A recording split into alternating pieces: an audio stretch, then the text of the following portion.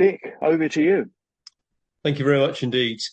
Um, it would help me as we kick off to know whether you've come to this gathering this lunchtime in order to be helped to look for a job, or whether you're looking at it from the other side as to what a parish profile is for and how you might effectively put one together for your situation. So if I can have the full screen back. Sure, that's good, George. Thank you. Hands up if you're in the looking for a job category and working out what on earth goes on in a profile for that reason. 1, 2, couple of pause on that one. Hands up then if you're thinking about writing a parish profile and what needs to be in it to help with the next incumbent. That's a remarkably even-ish sort of split. Okay. Essentially, we are small enough as a group to make sure we answer questions. I don't want anyone to leave thinking that they haven't had a chance to ask or to get an answer. So please do feel free to stick a paw up and sort of try to intervene whenever you need to. But the first thing I'm going to talk about is the need to understand the process of appointment. Church Society Trust has a booklet called Looking for a Vicar that's available on the website. That takes you through the process and looks to the various Church of England documents that lie behind the process. The 1986 measure is still the key document, but it's had various updates to it. There's another book, Making Great Appointments in the Church, that was published by 3D Coaching. And that was very much the rage with dioceses a few years ago. And it was what archdeacons and others were being trained on. Whether that's still the case, I'm not quite sure. But that gives you a slightly different perspective. But to get a grip on the process will help you, whichever side you're coming to this particular topic from. So I think the other thing to think about if you're looking for a job in that position, then I think to give sort of some thought to the job that you're looking for. Are you looking to be an incumbent? Are you looking to be a team rector? Are you looking to be a number 2? Or are you looking for a more specialist ministry? I was chatting to a friend yesterday who knew a guy who was a very effective person evangelist. But he seems to have rather lost his way, having gone into an incumbency. Now, that may be you as well. So understand the process and give thought to what are you looking for? What are you best gifted for? So understand the process, understand the role of the parish profile. So again, let me ask you a question. What do you think the profile is for? What's a parish profile for? Who wants to chip in?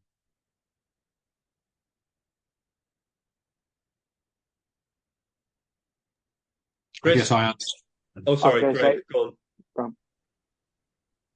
Well, my understanding is that it is a description of the nature of the church and churchmanship that both exists and is desired to be maintained going forward in order to ensure that when making an appointment, the appointment fits the mission of the local church. Okay, yeah, good start. Who else? Chris, you were trying to come in? Yeah, my experience of them has been that they're sort of an act of marketing as well in many ways, and would therefore have all the trustworthiness of a state agent particulars. But they're sort of very much trying to sell a parish to somebody. And would you Maybe say that's just Herefordshire? Would you say that as you've experienced them, they have been as truthful as estate agents' details? Yeah. And certainly those I've been involved in as rural dean in the appointment process is where I've known the parishes. I read the profile and I think, well, that's not my experience of what those parishes are like. Often the archdeacon's hand is quite heavy, it seems, on them. But that's, again, maybe just our area. Yeah, that's an interesting observation. We might come back to that. Tim, you want to come in at this point, or are you... Not particularly. Not particularly. Okay. Sorry. I think I wouldn't say anything more than Greg particularly. I was describing the parish and and whom you're looking for as well. Yeah.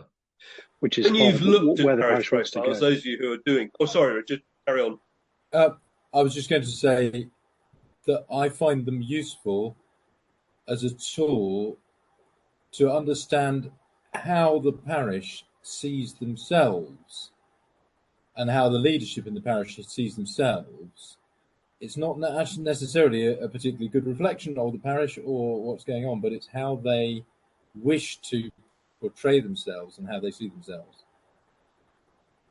Yeah, so rather pick out Chris's marketing sort of point, therefore. Yeah, that sounds reasonable. So when you've looked at a profile, what are the bits that are most important to you in the profile?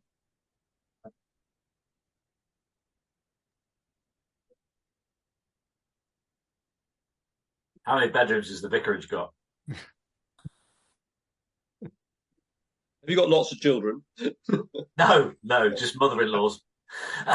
Well, just one mother-in-law actually, but just to clarify that point as well. I think when I'm reading through these parish profiles, I'm looking for what the heartbeat of the place is. I'm looking for what they think their mission is. Because it's as you said earlier, it's doing what you can, isn't it? And each place has a different do what you can. What is it that they think it is that they're doing? And where have been the most useful places that you've picked up that heartbeat? If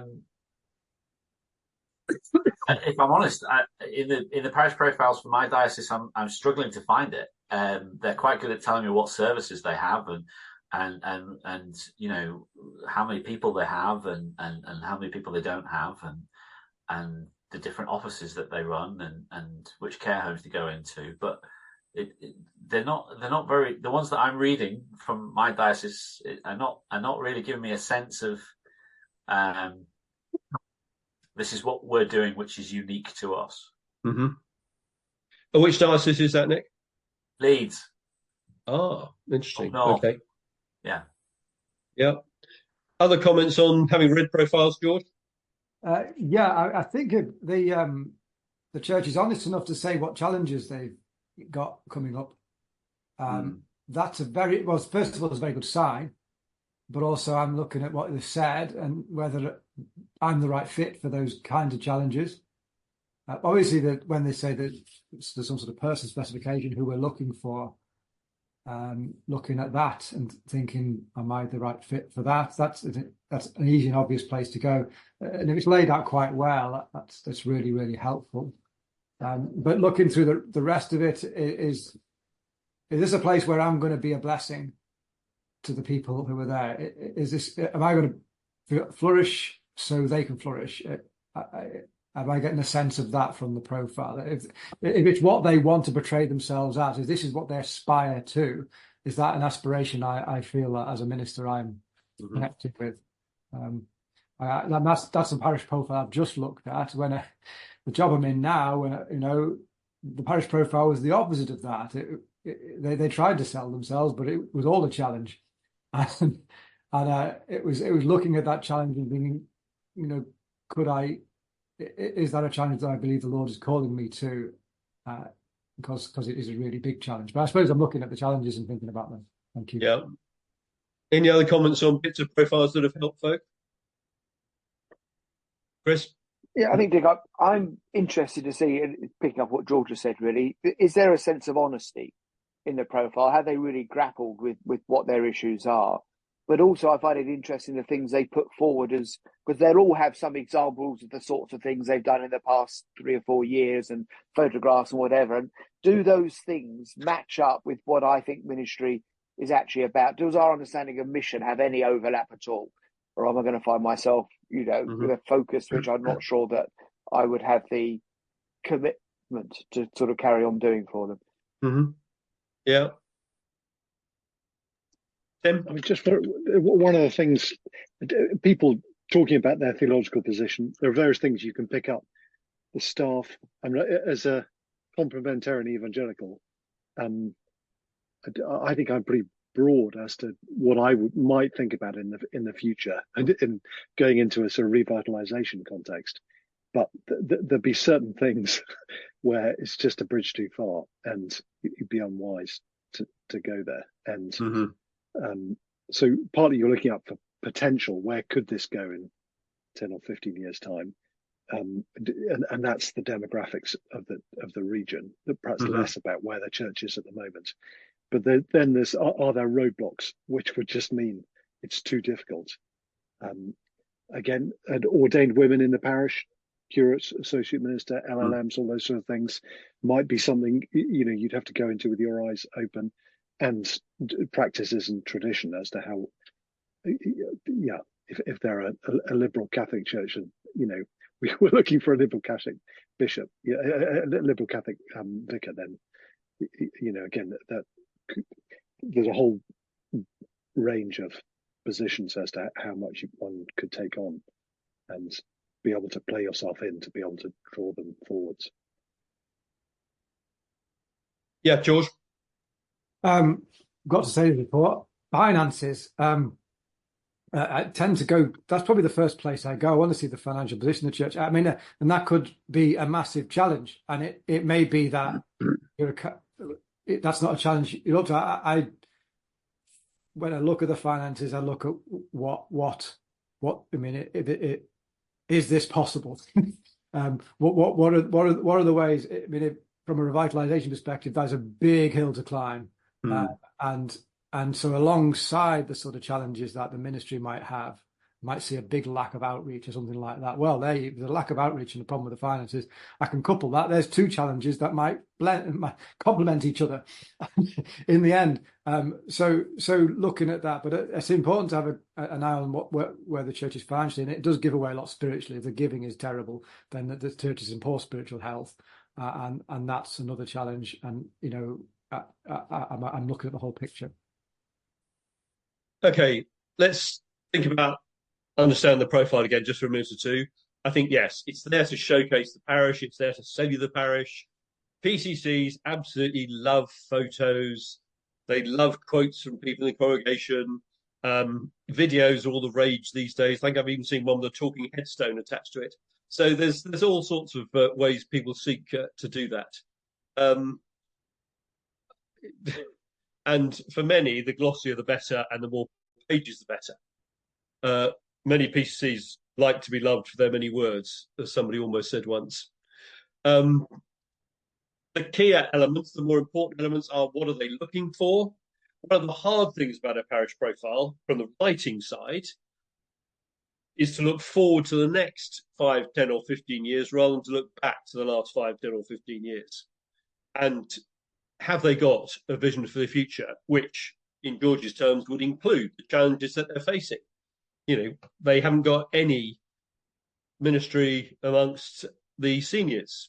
Well, that's something they clearly need to fix. The demography is taking us that direction. So what's happening there? What is their theology? What's the ministry that they are espousing? And therefore, what is the minister that they're looking for? So look for that sort of stuff. Sometimes it's clearly spelled out in a vision statement. As George says, the accounts, if you can read accounts, can often be very helpful in that. But essentially, if I'm to boil down what a profile is for, it's to attract the right candidate, and maybe most importantly, to put off the wrong candidate. If you're writing a profile, that's what you need to have in mind. Attract the right candidate, put off the wrong candidate. And in the process, the profile acts as the objective standard, the only objective standard for shortlisting and for the interview. I remember, I think it was Dagenham Parish Church some years ago, the then Archdeacon, who is now the Bishop of Liverpool, he was determined to get his candidate into the shortlisting. But even he had to admit that his guy simply didn't match up to the profile that had been written. So if you're writing the profile, going back to that side of things, you need to be very clear about what you want and what you don't want. And that means for a PTC who will have to sign the profile off, they may well need to go slightly further than they would feel comfortable going personally for the good of the church and for the good of the future of the church.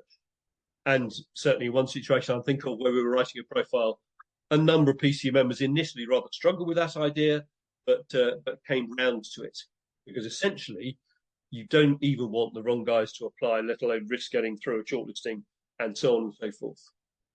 So the role of the profile: showcase the parish, explain how they see the future and the ministry required for that future, track the right candidate, put off the wrong candidate, and remember, it's the objective standard against which shortlisting and interviewing will be done.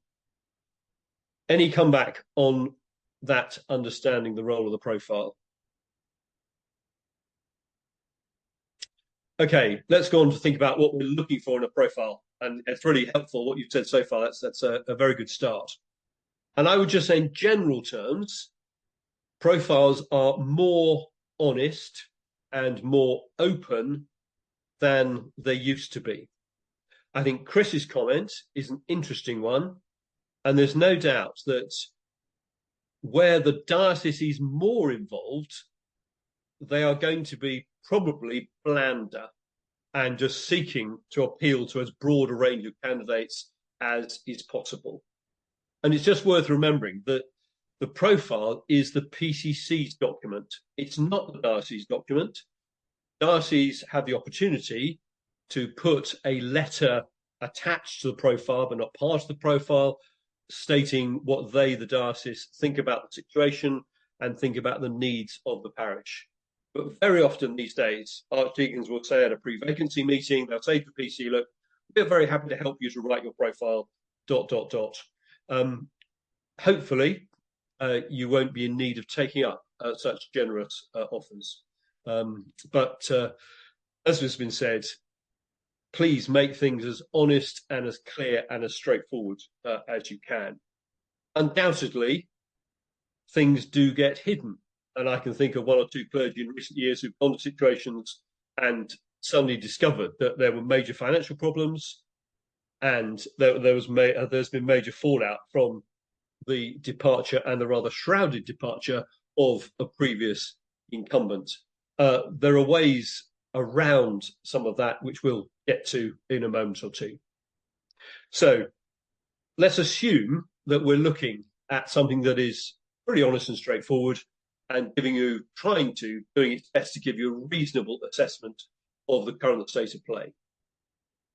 What to look for? Well, obviously, you're going to be looking, if you're looking for an evangelical parish to go to rather than a revitalisation setting, you're going to be looking to see if there's a resolution in place or if there's some statement about women's ministry. You're also going to be looking for key words in the profile. One of the things that we suggest in our church-cited document, Looking for a Vicar, is to sprinkle the document liberally with phrases like expository preaching and penal substitution and the like, complementarian ministry, all that sort of thing. Keep those constant and regular through the document, because you don't want people to miss the one expression of it. Have it throughout so they can't possibly miss it. Those words are in a profile. You're likely to be on a much better wicket if you're looking for that sort of job. A number of PCCs have written position papers on various key issues or topics, maybe doctrinal, maybe pastoral, clearly these days about marriage, and they may well have those as appendices to their parish profile. And if you're writing a profile, I would definitely commend you having PCC position papers, because one of the things that will happen when the archdeacon meets or the bishop comes to meet with the PCC prior to the appointment, prior to the vacancy, is that they will try to imply that the rather difficult positions you've taken or choose are just those of an awkward vicar. And now you're free from your awkward vicar. You can become the delightful, welcoming, friendly people we know you really are and want to be, all that sort of language.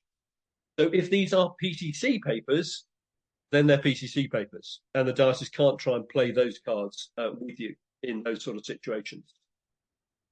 Something else that's a very helpful indicator of where a parish is are the organisations they are linked to and which they financially and prayerfully support.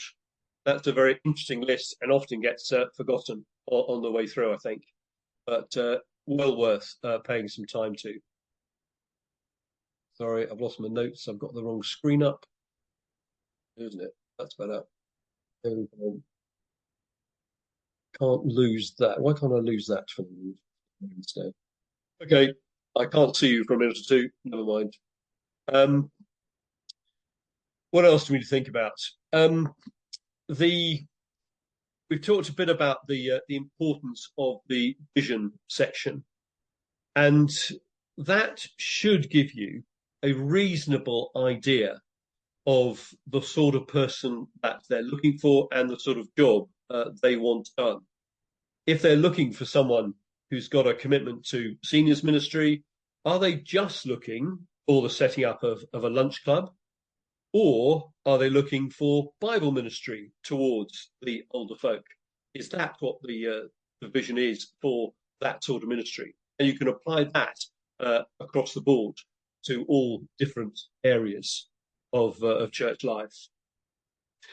Somebody's already mentioned accounts. The appendices, again, will usually have numbers who are attending and accounts. I think it would probably be fair to say that the time was when the numbers were often inflated, and it was the sort of the best Sunday rather than the sort of the regular Sunday. I would say people are better at that sort of thing now. And if you're good at accounts, then reading the accounts will obviously be essential for you.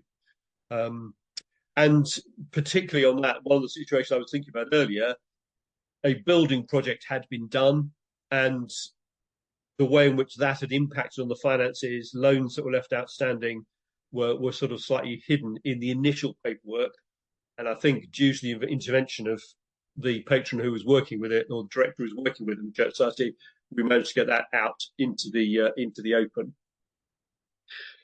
The other thing to look for, and this is possibly more when you're writing a profile than when you're reading one, when it comes to the sort of person we're looking for, it's easy just to say we want a person who believes the right things, or we want a person whose lifestyle lives up to the right things. But actually, the key element for the minister is, of course, we want someone who believes the right things. Of course, we want someone who lives the right things. But essentially, for the minister, we want someone who's going to teach the right things. And therefore, when it comes to the interview, you're talking about marriage, you're talking about complementarian ministry, and you can say to them, okay, how have you taught on these matters? And certainly my experience of visiting many PCCs over many years, that all too often they will say, oh, well, sadly, Fred didn't really tackle any of the difficult issues because he didn't want to divide the church. It seems to me the responsibility of the shepherd is to teach the flock while he's present, not to leave the flock hanging and vulnerable after he's walked out. So please make sure you're in the process of leaving, you do that work. Please make sure if you're on the process of helping a PC write a profile, you've got those three elements: believing, living, and teaching comes to the key issues. The role of the diocese in all this is often interesting or disappointing, whichever way you mind you want to look at it. They will often encourage PTCs to put in certain words that they very much like. And the sort of things that they will be wanting to put in is greater collaboration with your deanery or your diocese, particularly if the relationship with the previous minister has been a little more tricky. The word open is a word they absolutely love getting into profiles. And you can understand why, can't you? Because theologically, we know what open means. But the average PCC member won't know what open means in that context. They'll think it means, yes, of course we're open to new ideas. Of course we're open to people from the community coming in and being part of us. And I can think of a pretty good church that off their own bat had the word open in, meaning that latter. They were not closed to the community they were part of. So if you're reading a profile, you just need to be mindful of the word open. The parish may be using it to describe a theological position, but they may well not. It may just be there because the diocese have dropped it in. If you're writing a profile, I would not put it in at all. The other interesting diocesan thing that's worth thinking about is that very often a diocese will have a mission statement or a vision statement, and it's well worth just maybe having a look at that before you get to a visit or the interview stage, just so that you're on board with that, you understand it. They may be going for a big push on something. Maybe suddenly they're into O&M in a big way, or Leicester Diocese, they're doing these really weird missional community type things. It's well worth being on top of that. So if you're looking for a job, worth checking out the diocesan website just to make sure that you're not going to get caught out by that later. Just a couple of other things before we wrap up in this section. Obviously, one way of finding out stuff is through the profile, but also these days you'll obviously check out the church website, and if you know the previous vicar, it might be a bad idea to have a chat with him. If you're a bit confused about things, want a bit more clarity, what's really going on here, then you might want to speak to the patron. The wardens might be available for that. If you know any local clergy, former curates, then that won't be a bad thing to do at all. And one of the reasons for doing that is to bear in mind that in some situations, a parish may have gone through a very difficult patch. It happened with my successor in Essex. And as a result of which, a number of people whom he had brought onto the BTCs got involved in the writing of the parish profile. Therefore, it was a very, very weak parish profile. But fortunately, through the good offices of Rod Thomas and of Church Society, the message was got out to people, don't be put off by this profile. The situation there is actually much stronger than it may appear from the paperwork. So be prepared to do some detective work around and about the place in order just to find out a bit more if you need to. And finally, and this is really almost too obvious to say, whenever you get to the parish, there will be surprises. No profile, no conversation is going to give you the whole story. I've got a grandson who loves wandering around in woods and turning over logs. Because when you turn over logs, all sorts of bugs start scurrying around the place, and he likes that immensely. And going into a new situation as vicar is exactly the same. You turn over a few stones, you turn over a few logs, and all sorts of things you'd much rather weren't there start scurrying about the place. That's just the reality of parish life. Somebody said to me many years ago that just because a parish says it's evangelical doesn't mean it is. It doesn't mean it understands what that means. It doesn't mean it understands what evangelical ministry is either. So a parish profile is essential.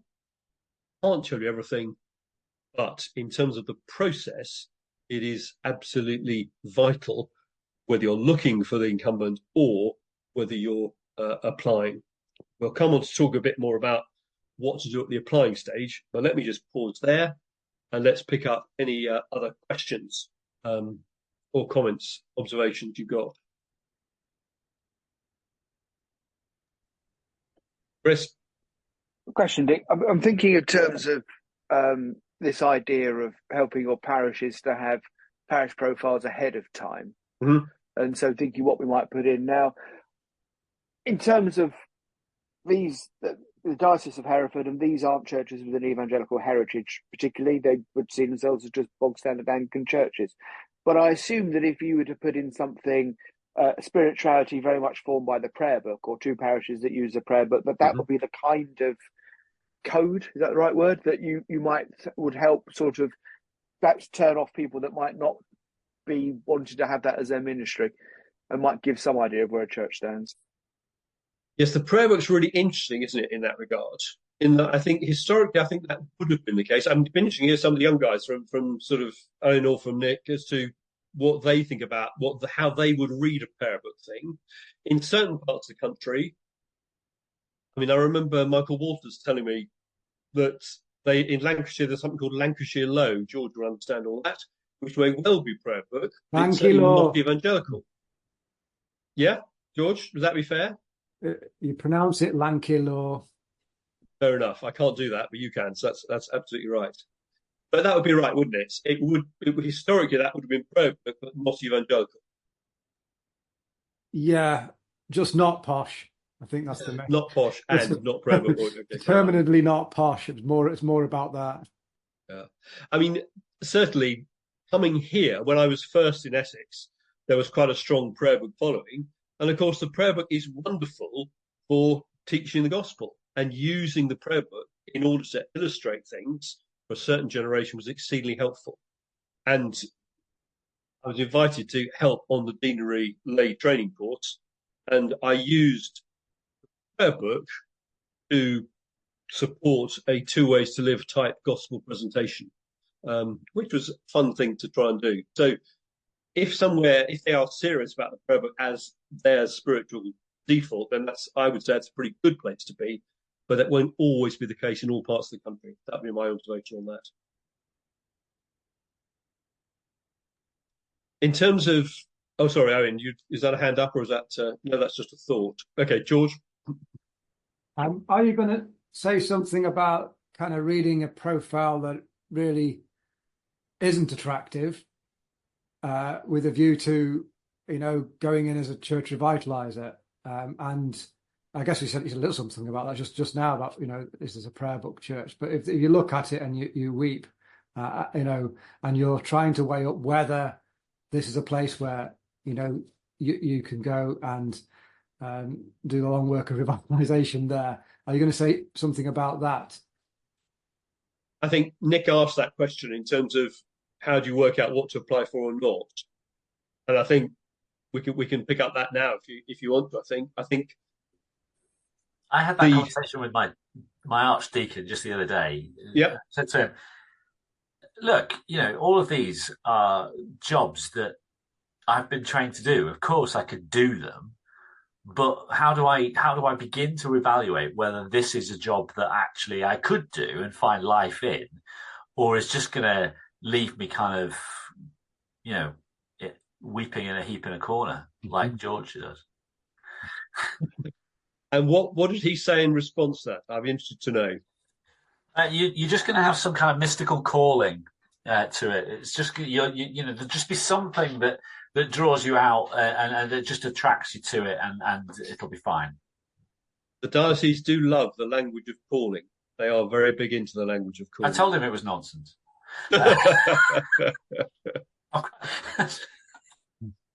I mean, anyone else want to chip in? How do you know when to apply things or not to apply for things? Don't be on your own with that sort of thing, especially now Norm exists. That's fair. You need somebody who's got the same passions and spiritual doctrinal foundations as you, just to at least one dialogue partner, just to sort of who knows you quite well, perhaps. I think that, in my case, when I first went to the place I'm at now, the person who very much called me to it was someone who I trusted theologically, but he happened to be a bishop, which is unusual. So I had some sense of calling in that I knew that, and had been dialogue partner for a while. So that's where I would find support and comfort. Just not be on my own with it. Chris, I drove around the parishes. So when I came here, the diocese were lining me up actually to go to the adjacent benefice to where I am now, and somebody else was lined up to come to where I am now. And I drove around both sets of parishes, went in the churches, which you can tell quite a bit just from walking around a church, and on that kind of basis and seeing the sort of areas that they were, I then applied here. and the person who was lined up to come here actually applied for the next door benefits, and that's where she ended up. So I think there's something to be said for actually setting foot in the church, if you can, setting foot in the church buildings, because you can read a lot from how well loved a church is, what's out there on display, how they presented themselves to the visitors and that kind of stuff. Yeah, a lot of truth in that. Any other experience of why to apply for a job where, Greg? So I'm an untrained warden, and so this is only from being the other side of the fence. But I think something about trying to discern the difference between poorly taught parishes and misaligned parishes. So, if you're going somewhere to a parish that has some strongly held convictions that don't align, it's a far harder hill to climb than a parish that simply hasn't had teaching, but maybe more open to it. I think particularly in rural communities, you will often find that smaller churches can be in the death grip of certain families or individuals that you've either got to have a fight with, or they will probably win the day. That's certainly true. I think in other situations, like when Steve Wookie went to Morton in Marsh, I think it had been vacant for 2 years, maybe more, and they were desperate and would welcome anybody openly. And I think that was a great opportunity for him there, and that's been a great turnaround ministry that's happened in that place. So I think George's point, I think, is really helpful in terms of somebody. In the old days, somebody would have tapped you on the shoulder or said, "We'd like you to go to X." And that was probably the job done. Doesn't quite happen like that anymore. But I think there's something of that, which is very helpful. When I was looking for, in a second purity, looking for a job, and was looking at the parishes here in Essex, I talked to a friend. It was at a very similar stage. And we suddenly found we were talking to each other about the same place, but from a very different perspective. And the reason was he knew somebody very well who lived in one of the parishes. Therefore, his take on it was quite different. In the end, I applied for it, and he chose not to. So that can be a very helpful way in. But yes, if you've got a sense for the revitalisation thing, then what is your preference? Are you someone who could cope with some of the sort of the higher church sort of stuff? Are you somebody who cope with the sort of the low stuff? That's one thing to think about. Are you thinking of a multi-parish situation? Are you looking for a sort of a much more single parish type setup? Are you looking for rural? Are you looking for town? All those sorts of things you need to weigh up. And certainly in times past, I would have said, look, just apply for somewhere, get used to the process, get used to what you have to go through to give it a go. I think that's a lot harder these days because the process is much more complicated.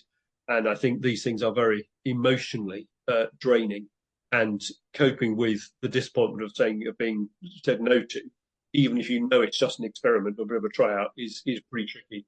So I'm much less encouraging people to just give it a go and see what happens these days. I must admit. George, you were trying to come in, sorry. I've got a very specific answer to Nick because I've known Nick for a while now. And if ever there was a calling to revitalisation ministry, I've been able to track this one in that he felt called to stay in Leeds. And in order to stay in Leeds, he knew he was going to be one day doing revitalisation ministry and talked to the bishop about it. So the bishop said, go to this college. So he said, oh, well, I'll go there. And I met with him while he was at college and he was looking at, thinking of curacy. He's in a curacy now that's in a liberal church. He's managed to cope with that. So I think there's been a fair bit of testing of this calling so far. And you're going to do a church in Leeds. I think that the kind of decision that you're looking at, Nick, is where are you going to be maximally effective? God's got you this far. Yeah, I hear that. We could have a conversation about this another time, actually, George. You're right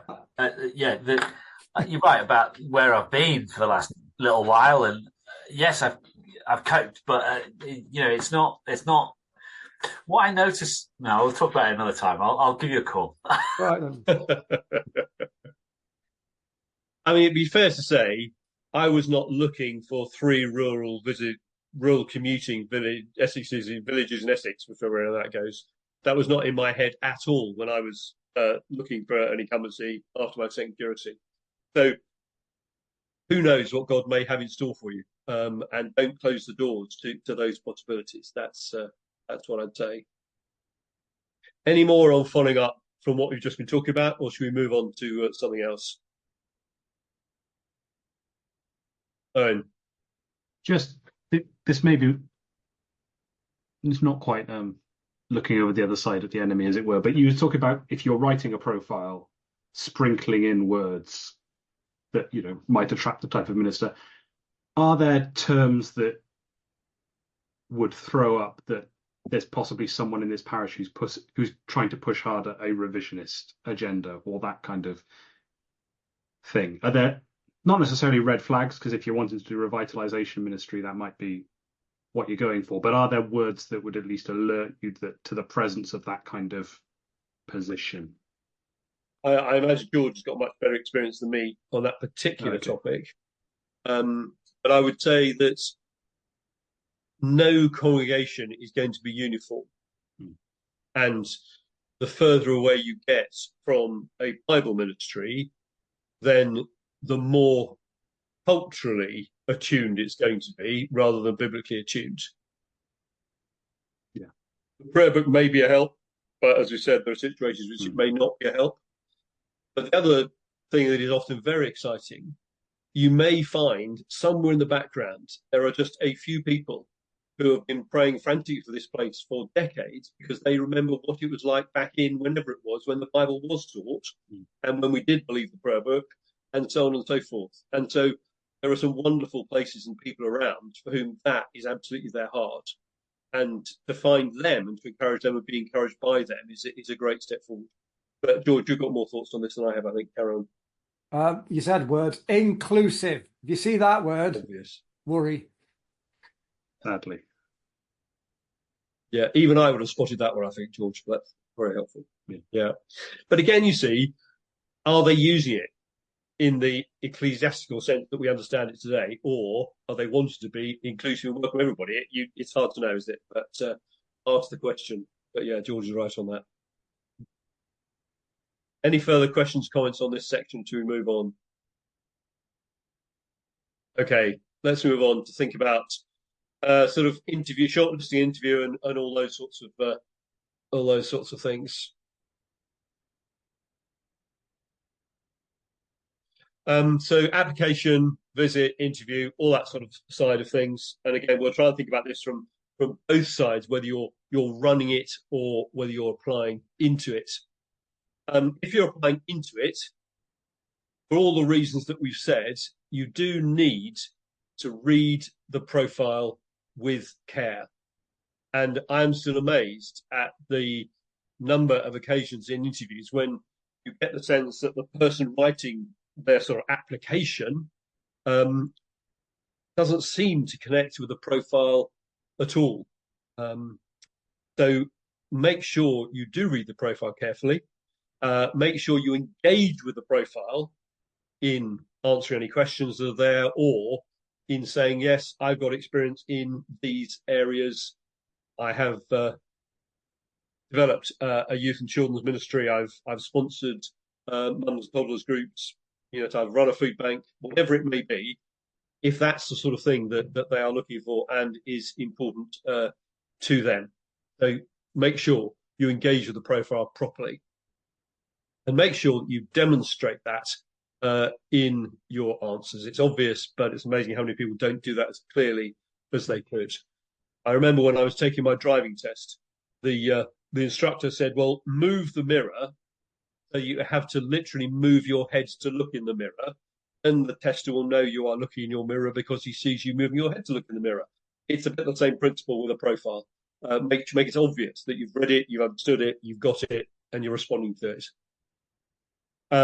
As part of that, as we've said, show how your experience matches up to what they're asking for. If the profile is looking for somebody with leadership experience, it may be that you're later into ministry, therefore you haven't got a great deal of ministry leadership experience, but it may be that you've shown that in industry or somewhere.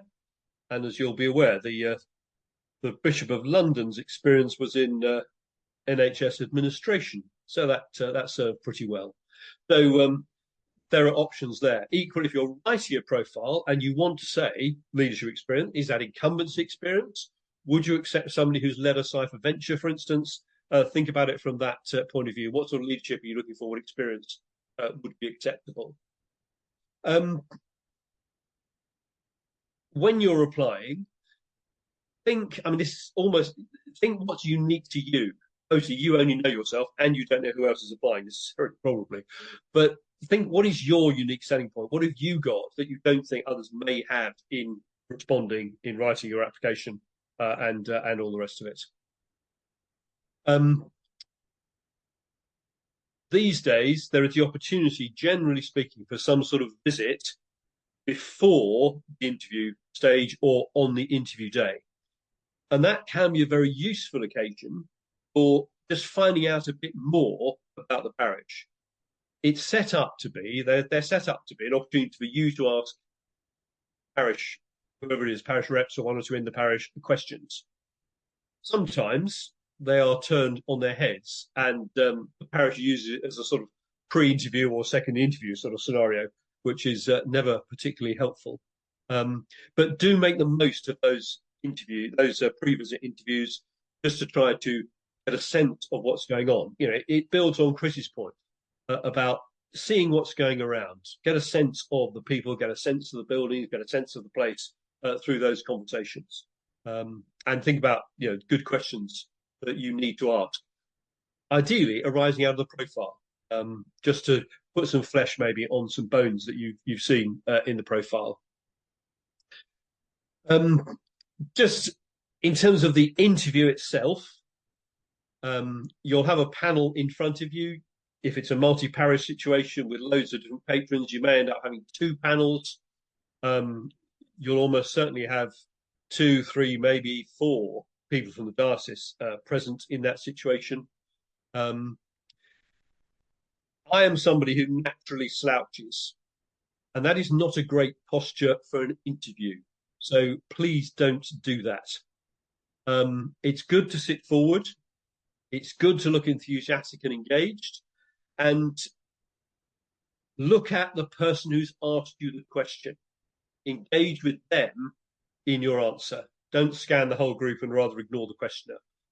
Speak to the questioner, and then different people get asked questions. Therefore, you'll be able to address all of them sort of in turn, as it were. And because without our circles, the whole idea of call is terrifically important, do give the impression you'd quite like to go there. Because reps don't like it if they don't really think you want to go to their wonderful place. When I went for one sort of, well, it was pre-job arrival sort of scenario, it was to somewhere that thought quite a lot of itself. And I just wanted to make it very clear that I wasn't going there because I thought this place was rather splendid and nice. But by doing so, I upset them, and the whole thing nearly fell apart because of my rather crass swatting away of their nice place. So do give an impression that you want to be there. Do give an impression that you're excited by the place and that you love the daffodils in the churchyard. Just play all that stuff back to them. And yeah, their cows and sheep are the nicest you've ever seen ever anywhere, all that sort of stuff. Do that. Be on the front foot in that sort of thing, because do pick up on that, and they will sense it. They'll sense your slight negativity if you're not very positive about all that sort of thing. There will obviously be things that you want to get across, and there may be things that you are particularly keen to get across because you want to establish yourself as a good sort of party man. You don't want to have any doubts about your credentials, all that sort of thing. Generally speaking, you'll do a much better job if you leave that sort of thinking at the door and just answer the question you're asked. You don't need to make party points. Answer the question. Now, some people are very good at answering questions. Some people manage to give a long answer without ever answering a question ever. Some people need to talk for about 5 or 6 sentences before they even get round to thinking about the question in their answer. So you will be what you are, and you can't necessarily change that. But maybe it would be good just to have practice. Maybe go to somebody you trust, maybe somebody who in their work situation does some interviewing, and say, look, can you just run me through what's good practice in interview? Help me to answer questions better. Sometimes dioceses will offer that help. I've certainly known that in situations where dioceses have offered that help. Because they're asking you the question because they want to answer the question. So address the question and deal with the question asked.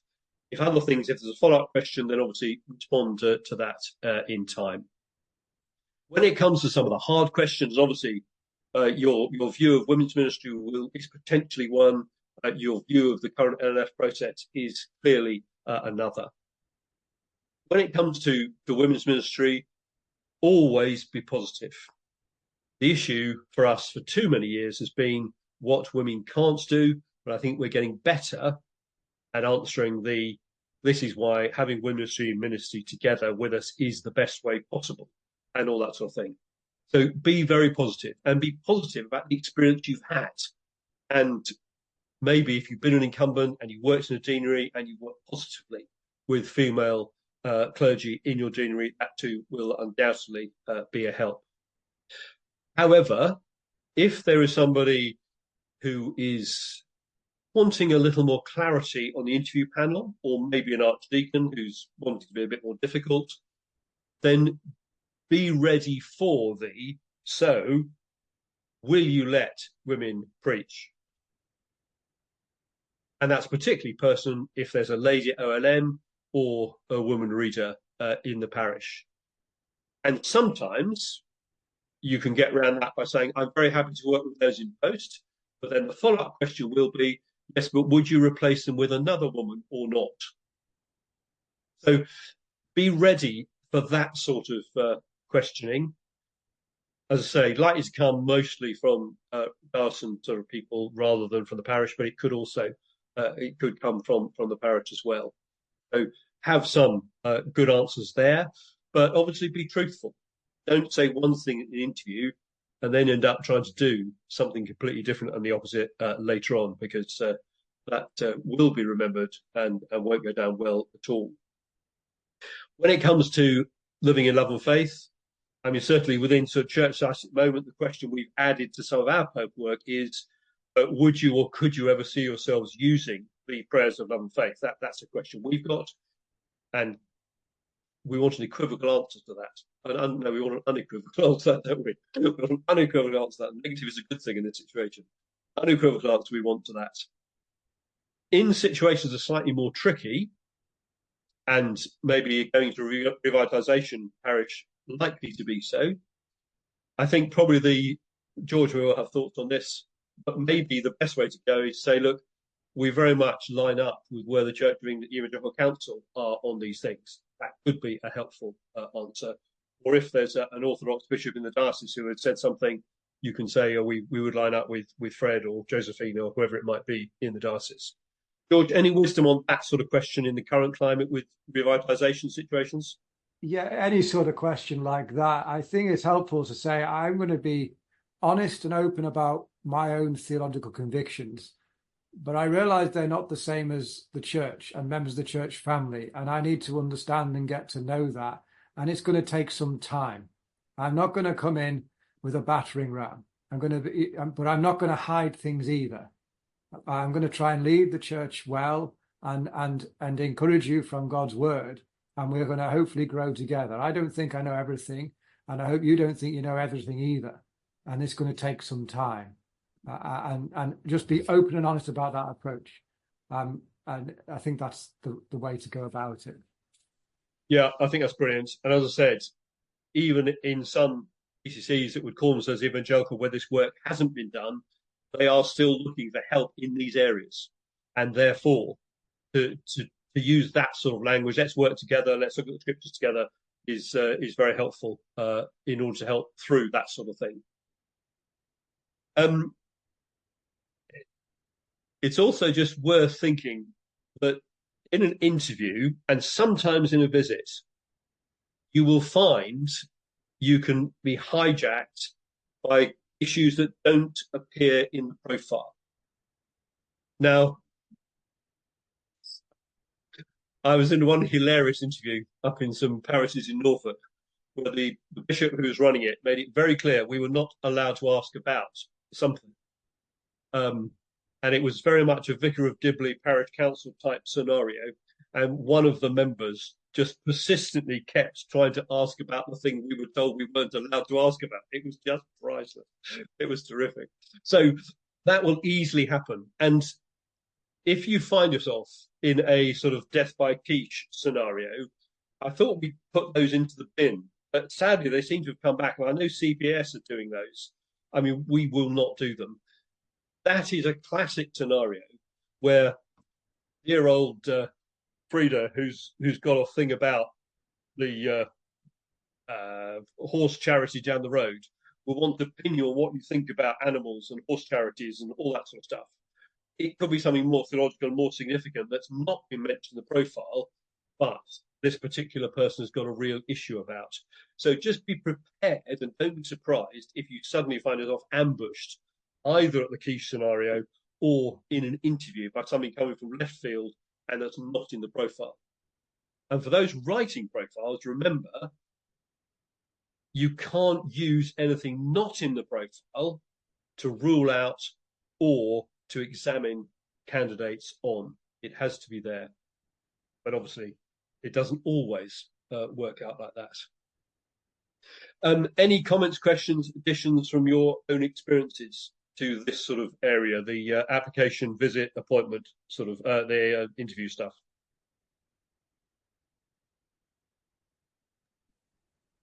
Chris? This is a slightly left field, but I mean, most dioceses will have a board of patronage, and most dioceses will have vacancies on the board of patronage because people don't particularly want to get involved. So, as a good way of getting involved in interview processes, to understand it from the inside. I mean, I'd spent a few years on the board of patronage in my diocese and learned an awful lot. So, it might be worth something volunteering for. Yeah, and I mean, even in Oxford Diocese, which is pretty certainly at a senior level uniformly revisionist, there's a very good guy who's on the board of patronage and doing a great job. So yeah, that's very much worth thinking about. Richard? I was quite intrigued that the guidelines, I can't remember which guidelines there are on interviews, specifically said you can't give or you can't expect a candidate to respond to a hypothetical question. You know, like you shouldn't be sort of setting up a hypothesis and saying, well, what would you do in this situation? And having read those, I then went straight into an interview, and the CPS patron immediately asked the hypothetical question, which led me to actually not be offered the post at all, despite the Archdeacon even ringing the reps the next day and saying, are you absolutely sure you don't want Richard? So, I mean, even CPS don't always follow the rules. If there are rules. If there are rules. I mean, rules. I'm glad you raised the guideline point, because each diocese has its own way of doing appointments. And that is one of the complicating factors in the midst of all of this. And they bear some or no relation to the actual 1986 measure and its revisions. So be aware of that, because that is the sort of the model that the diocesan officials will be using. And in certain situations where sort of the patron shouldn't be bound by those, because we're free to operate as we need to under the measure. But dioceses will invariably use their own system rather than going back to the measure. So I mean, I remember doing an appointment in Birmingham diocese some years ago, and they gave a paper to the BCC headed 1986 Patronage Benefices Measure. Well, it clearly wasn't, because the things it talked about were way after that. So that was just sort of pure fiction. So you do need to be mindful of that, particularly if you're working with a diocese in an appointment. That's a helpful reminder. So thank you for that, yes. The other thing I would just say is that about the visit, or just when you're being shown round on the day of the interview between people. One of the questions that I asked in one parish was, is there anything that somebody who took up this post would need to know about that you couldn't put in the profile? And the person I was speaking to said, oh, yes, there's two.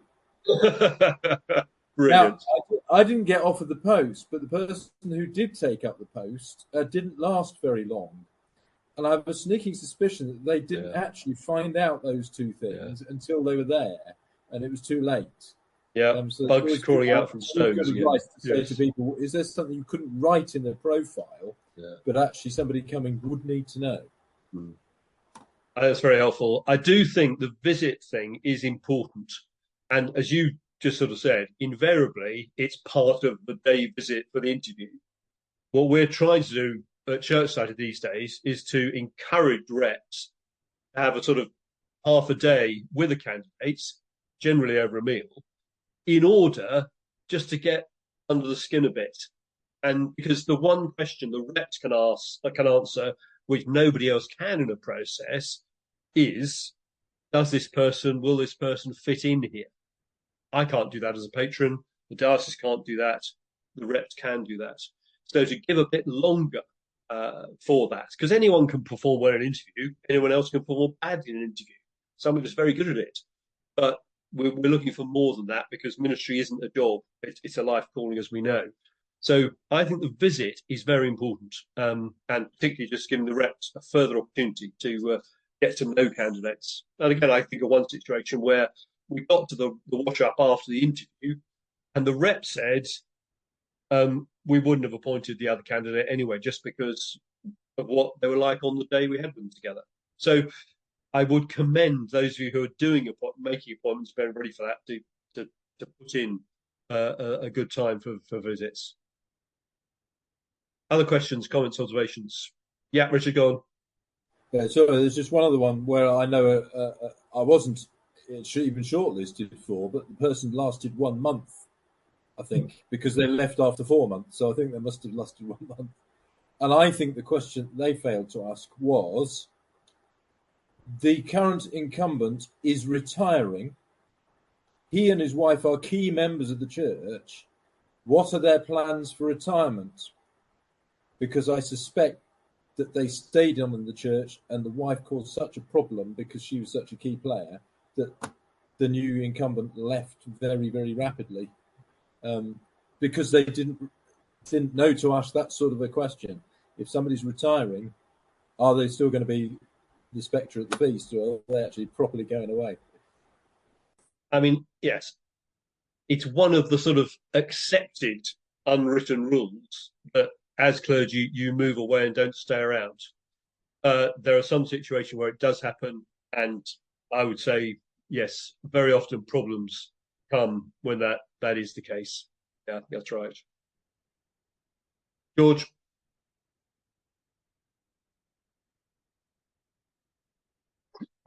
Just another obvious thing to say, that if you're going into sort of, especially into revitalization context, there's going to be at least one person with a lot of power who's going to cause you a lot of trouble, and kind of just be mentally prepared for that in the long haul, and choosing your battles or not fighting, or just but you might be able to spot them quickly. And you might be able to get some useful background on them so that you can be as gracious but as wise as possible in handling this particular person or persons. But having that expectation and then thinking about a strategy for approaching and dealing with that person the best way possible is a good thing to go in with. Richard, it's 2:15.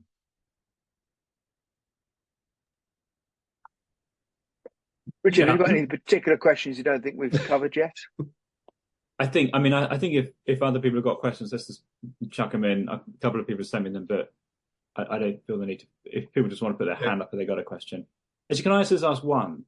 And that is, I'm an incumbent. We haven't got a parish profile at the moment. I know it's best practice to have one. What if someone said, well, that's a complete power play? You should just get out of the way and then let the PCC do it when you're gone, and this idea of having one rolling, it's inappropriate. That would be a response. That's possibly a response. I think one answer to that would be to say, excellent. I won't come to the next couple of PCC meetings. You put a profile together and do it while I'm not here. I'll pretend I'm not here. Let's do it that way around. I think that's good.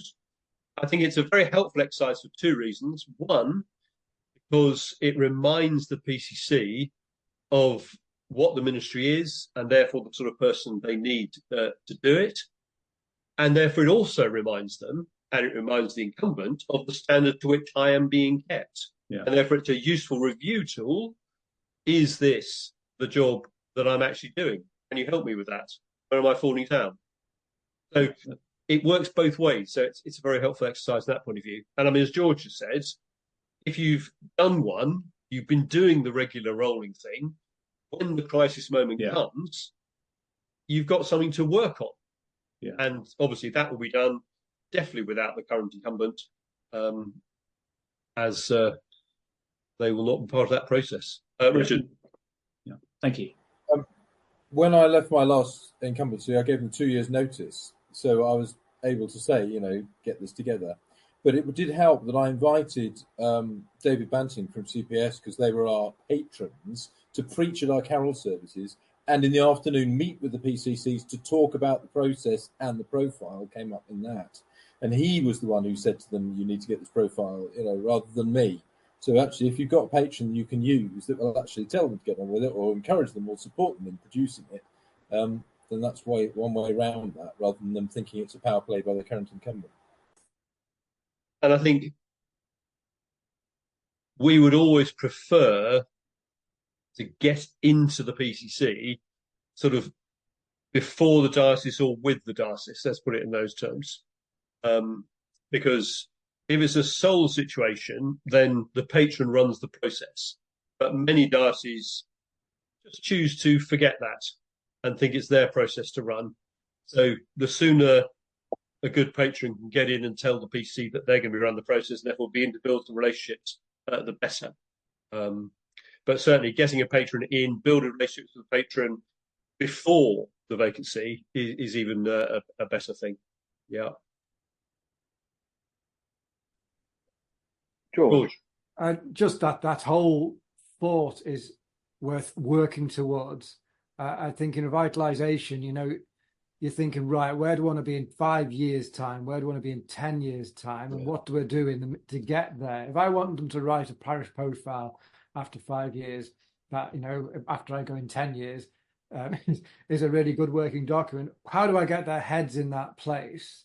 How do I get, and okay, obviously preaching the Bible and getting them to love God's word and building them up in their discipleship, but having those sort of long-term goals. What's the parish profile I would like them to write? Now, how do I teach them and lead them in the way that is going to get them there? And year on year, how I'm going to build on that in a sort of long term. There's a sort of long-term securing mindset, I think is. I think it's a mindset that says, I want to begin the securing process from the moment I step into this place. So it's always on your agenda. Therefore, use the PCC as a small group to teach them. It may be the only small group you've got when you arrive. You've got a small group there. They're there to be taught. I think Simon Smallwood at Dagenham was a classic example of somebody who took that opportunity and taught his PCT. And that's what the PCC meeting sort of became, in a sense. And I think every opportunity like that to teach and inform, model the ministry, but explain the ministry.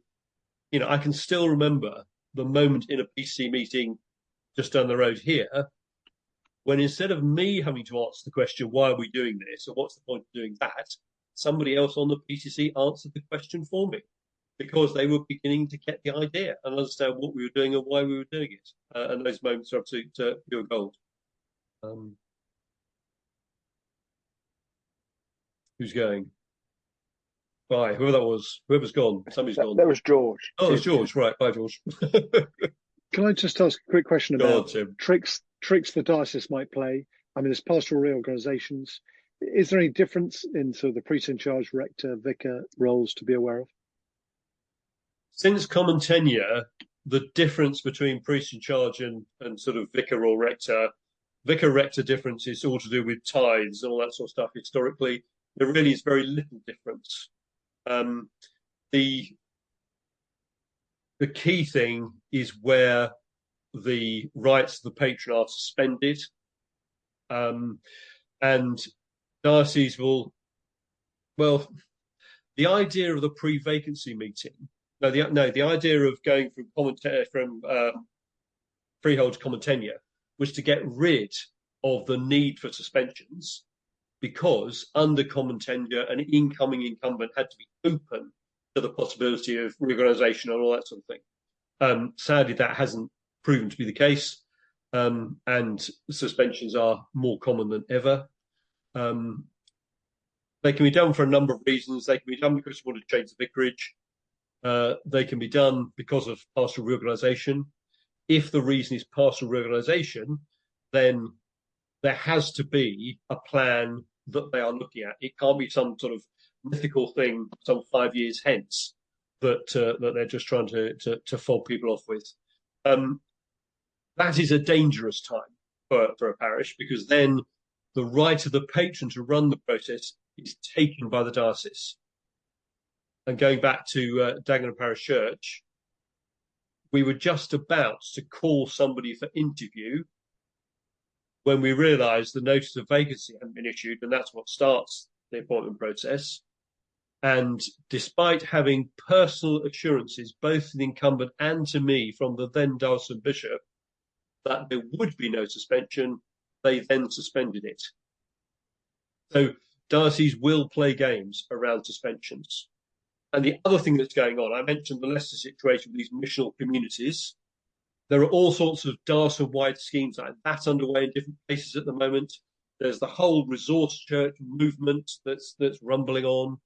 And under those provisions, they remove the rights of patrons and simply do it within their own structures and systems. That's not in any paperwork. That is just how it's done. So you just need to be aware that there can be dangers in those situations. Is there anything you can do to avoid suspension? I mean, yeah. The simple answer is no, I think. If the diocese wants to do it, they will find a way to do it, and they will rush it through, and diocesan missional pastoral committees will just sort of bow the knee. Again, going back to what might it be good to be on, if you could be on a deanery and pastoral committee, you can at least vote against suspensions or question them. Certainly, whenever we get notice of a suspension at Church Society, we write to diocese asking to see a copy of the scheme they have in place. We always do that. But to little or no effect very often.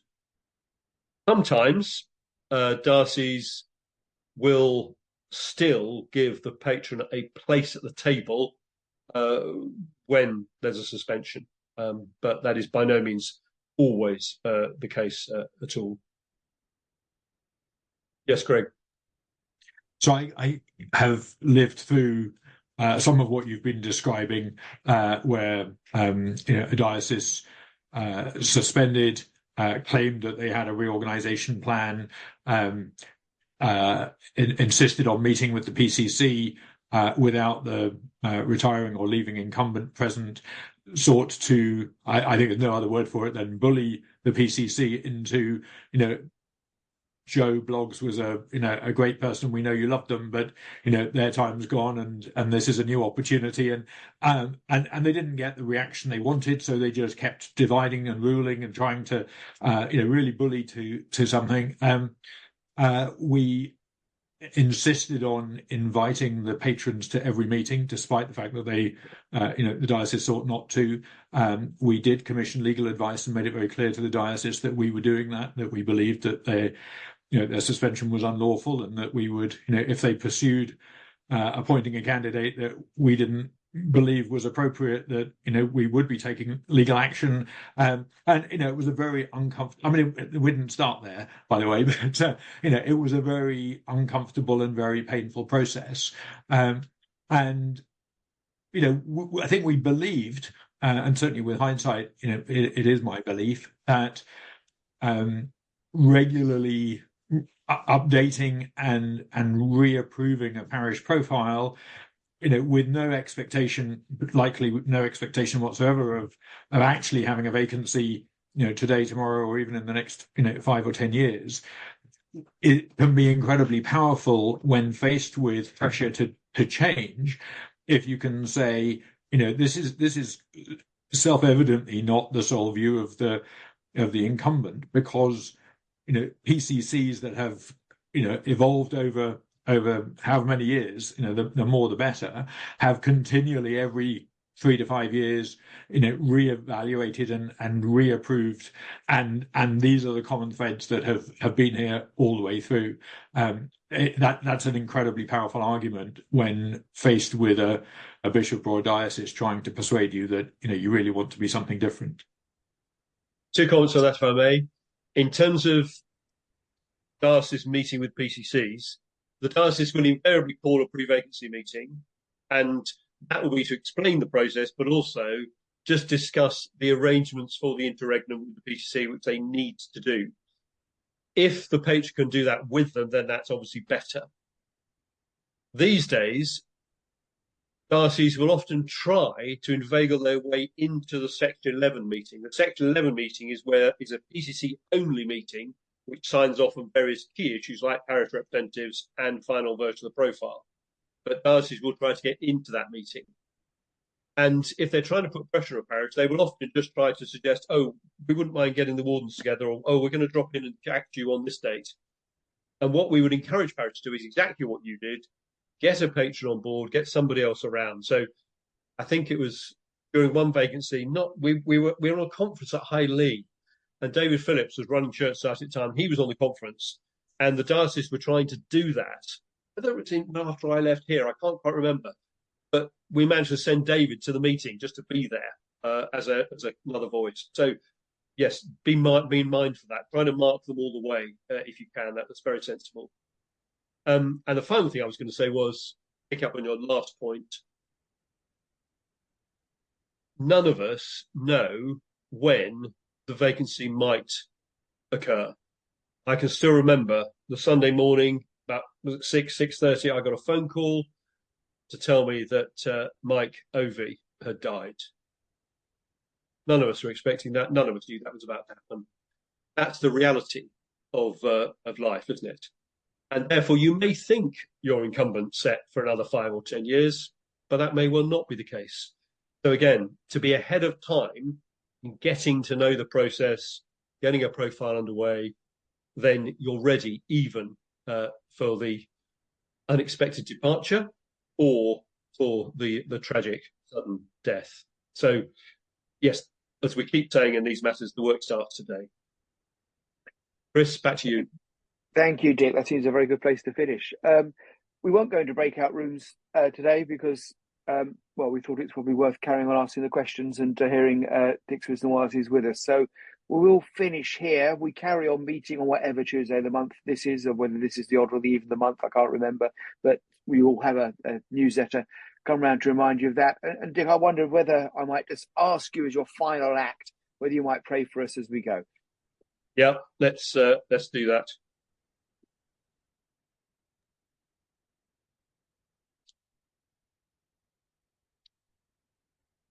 Now, to him who is able to do immeasurably more than all we can ask or imagine, according to his power that is at work within us, to him be the glory in the church and in Christ Jesus throughout all generations, forever and ever. Amen. Amen. Amen. Well, thank you, Dick. Hearty thanks for all of that, and we'll come back to you at some stage as we all try and convince our private patrons to pass the patronages on to you. Please do. You know any private patrons? Get them to us. Yes. I shall certainly do that with one of mine.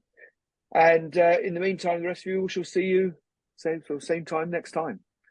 Thanks all very much indeed. Thank you all. Bye-bye. Cheers. Bye-bye. Thanks, Dick. Pleasure. Bye-bye. Thank you.